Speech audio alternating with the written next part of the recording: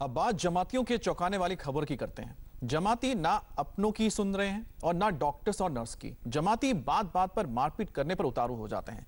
दिल्ली की एक नर्स ने तो जमात का वो कच्चा चिट्ठा खोला है जिसे सुनकर ही आपको गुस्सा आ जाएगा, खून खौलने लगेगा।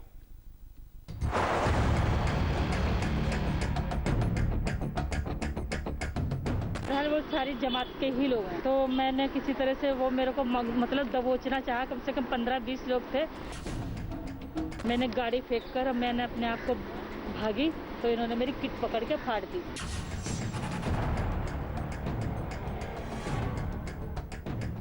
बहुत गंदा बिहेवियर है। शराफत का सफेद चोला ओढ़कर जमातियों की असलियत देखी, सबूत और गवाही के साथ। अगर आपको भी लगता है कि जमातियों की इमेज खराब करने की कोई साजिश चल रही है, तो इस रिपोर्ट को जरा ध्यान से देखिए। सुनिए इनकी बातों को, जो आपको अंदर तक हिलाकर रख देगी, आपको तकलीफ देंगी। धर्म का चश्मा उतारकर जमातियों की हरकत सुनिए। कुछ लोगों ने, ये जमात के लोग हैं, ये नहीं थे, कोई और थे, उन्होंने ठंडे खाने के ऊपर के खाना अच्छा नहीं है, गंदा खाना है और मुझे ये नहीं खाना है, फेंक दिया। मेरे को पकड़ लिया, करे इसे तू खा के दिखा, और मेरी किटविट फाड़ दी।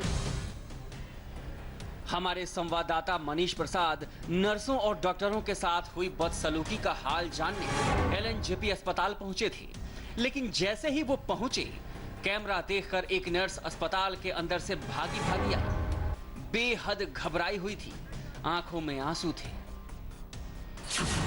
2 दिन अपने साथ हुई एक घटना को वो चाहकर भी भूल नहीं पा रही थी। सहमी हुई थी क्योंकि इलाज के दौरान जमातियों ने बदसलूकी की थी, मारपीट की थी, पीपीई किट तक फाड़ दी थी और तो और गालियां भी दी थी।